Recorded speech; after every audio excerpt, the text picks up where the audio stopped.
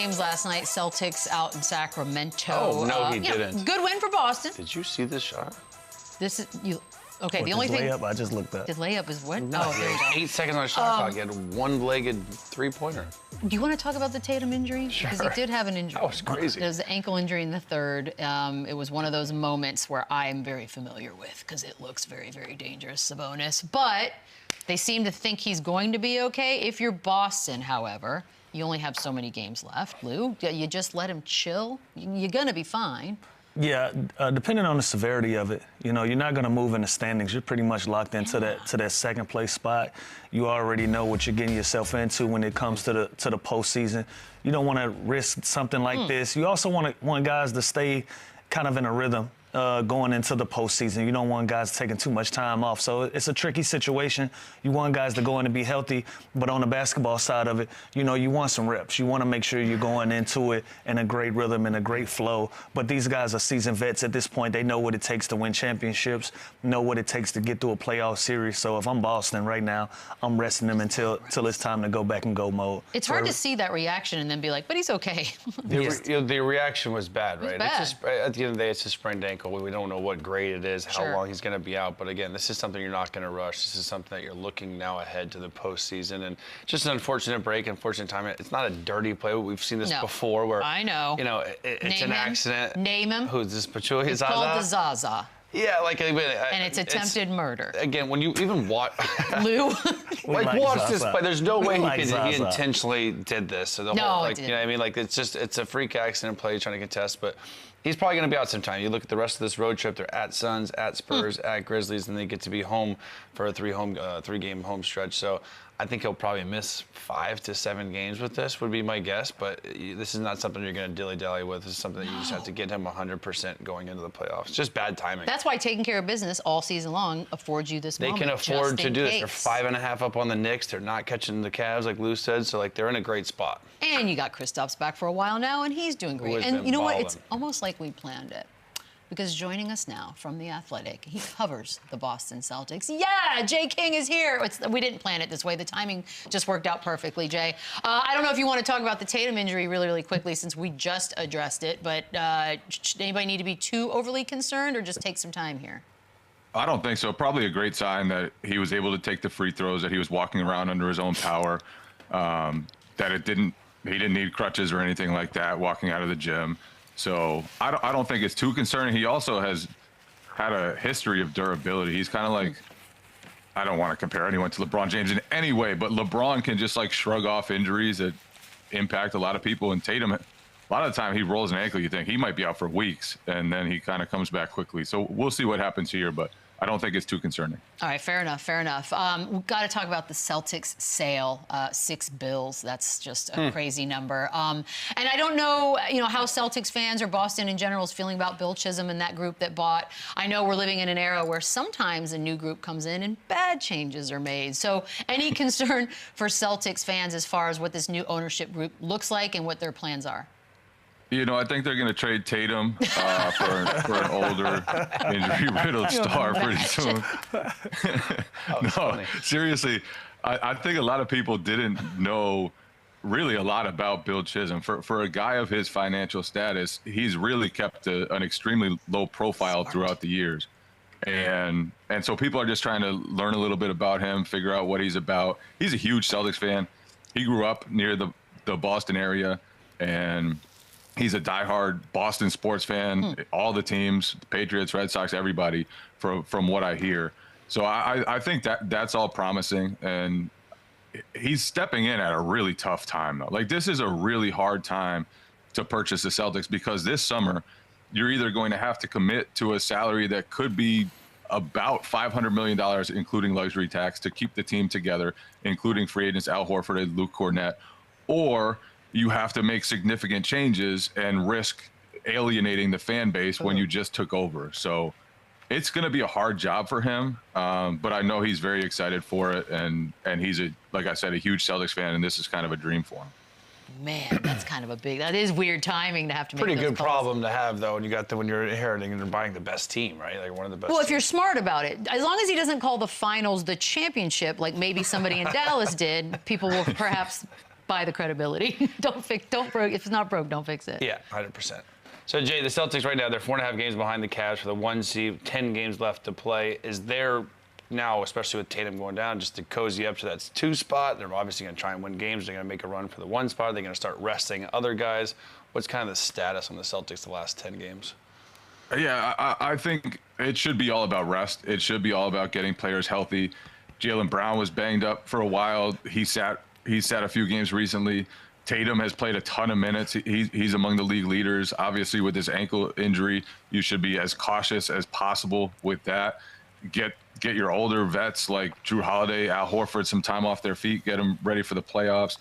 I know Cleveland has slipped a little bit lately, but you're not catching Cleveland with this few games left in the regular season. And really, I don't think that should be the aim. The one objective basketball-wise I think they should want to see is getting some more playing time with the starting lineup if they can. The starting lineup has played 320 minutes, I believe it is, this season, and they've actually been outscored by 1.7 points per 100 possessions. And that's so strange when you have Jayson Tatum, Jaylen Brown, Drew Holiday, Derek White, Kristaps Porzingis. But they just haven't played well as a group this season, and there's a ton of factors for that are all legitimate and probably won't matter in the playoffs. But I think if you can get that group some more reps heading into the playoffs, it would be a big deal. Now, this team's been the most respected kind of favorites to win it all this whole season long. But internally, is there a potential matchup that they, worry about? They're 1-2 against the Pacers or 1-2 against the Hawks. Any of that matter, or they really don't care? I wouldn't say that they're worried about any potential first-round matchup at all. I do believe. Last year's run to the finals was easy. They were much better than anybody they played. Nobody really tested them. They never trailed in a series. They only lost 3 games the entire playoffs. They just went on a dominant run throughout that playoffs. I don't think it's going to be the same this year. The competition, not the first round competition, but the competition in general is just so much better. There was no Cleveland last year. There was no OKC last year. These teams that are lining up, and if you look at their statistical profile, really look like all-time teams. And obviously they've got to prove themselves in the playoffs. The Cavs, the Thunder, they haven't done it. They haven't put together those long runs you want to see. But last year the Celtics, they were drastically superior to everybody, and I don't think it's going to be the case this year. They should gear up for a much tougher playoff run. Yeah, I agree. Let's talk about Jayson Tatum here for a second. All the narratives surrounding him that he'll never be the face of the league, he's boring, the disrespect he faced, with the Olympic team this summer. As someone that writes for the team, knows him probably, more than the next person, what just is wrong about him? What narrative just infuriates you the most that you've heard? Nothing infuriates me. I think the thing that gets lost sometimes is how well-rounded he's become as a basketball player. People still think back to his early days when he was trying to get to his midi and shoot contested jump shots and would look off teammates sometimes. He's averaging 7 assists per game just about over his last 20 games. He's become someone who can dissect the defense, who can run point guard on offense, who can guard centers on defense, who can really guard 1 through 5, one of the few guys in the league who can competently do that. And so he's just super complete. And I think that sometimes gets lost just because of who he was earlier in his career. People see him as just a scorer, and he's far more than that. He makes great decisions. Their team throughout the years, basically no matter who's been put around and what other 4 guys are out there, they play great basketball. And so that I would say is sometimes the part that gets missed, but I don't think too much. I mean, he's finished top 6 in MVP voting the last 3 years. I do think he gets a lot of respect for what he does. But yes, some of the talk about him just misses that completeness. Yeah, 27, 9, and 6 is boring. Sign me up. I know, boring's such a funny time. word. Like, it's not like we're dating the guy. I don't understand what the boring even comes in and means. It's very odd to me. Kristaps Porzingis looks like he's back. So I want to kind of get to that illness also. Like, what exactly was it? How bad did it get? I know you wrote about it. So what can you tell us about what he went through? Mysterious illness? By the way, Mookie Betts is going through a mysterious illness. It's like this mysterious illness thing. What was up with Kristaps? Yeah. That was weird. So for a while, they legitimately just didn't know what it was. He said that they're still not really sure what it was. They think it was bronchitis. They feared that it was mononucleosis for a little while, and sounded like he was just in rough shape, where he would try to work out, then the next day he'd just be in his bed. He said he couldn't even get up, make himself some coffee. And so it was something that really impacted him for a while. And they took some time trying to figure it out. He was, I guess, lucky it wasn't worse than bronchitis, and that he was only able to come back after, I believe it was an 8-game absence. And good news for the Celtics, he's looked great ever since he came back. So whatever he did while he was out to try to fight through that and stay in good shape it really helped him, because that guy is, maybe it's because of how many injuries he's had in his career, but he has an ability to come back after extended absences and just play great. And we saw that obviously in Game 1 of the finals last year. By the way, the fact that they have all the best doctors in the world and they don't know, that does not make the normal person like myself feel any better about going to the doctor. Z-Pack. Yeah, right? Z-Pack usually nips it in the butt. Z-Pack's good for everything. Jesus Christ. Jay, I want to ask you about Payton Pritchard. Looks like he's going to win his 6th Man of the Year. Is he one of the more valuable pieces to this team? I know we already know about the star power, but you got to have that X factor. Is he that for this team this year? Yeah, definitely. And I think the thing that separates it beyond the 3-point shooting ability, beyond the scoring that he's developed as a 3-level scorer, it's just he brings it every single night. It doesn't matter if it's the second night of a back-to-back, 4th game in 5 nights, if he's played 40-something minutes the night before. That guy is always going to compete. He's always going to bring an energy. If the starters don't bring it, you know that you can bring Payton Pritchard off the bench and he's going to give you a jolt. And so that to me is probably the most important thing he brings to the Celtics, is just that ruthless competitiveness.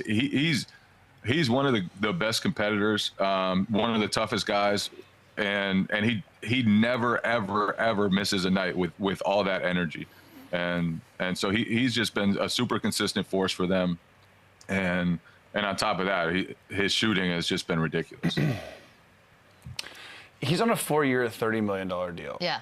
First of all, is that the biggest bargain in the NBA? And what would he make this free agent? If he was a free agent this summer, what's a guy like that looking at? That's a good question. It would be well upwards of $30 million. And you got to remember, when he signed that extension, I believe he was coming off a year when he was behind Malcolm Brogdon and Marcus Smart and Derek White and didn't play much at all.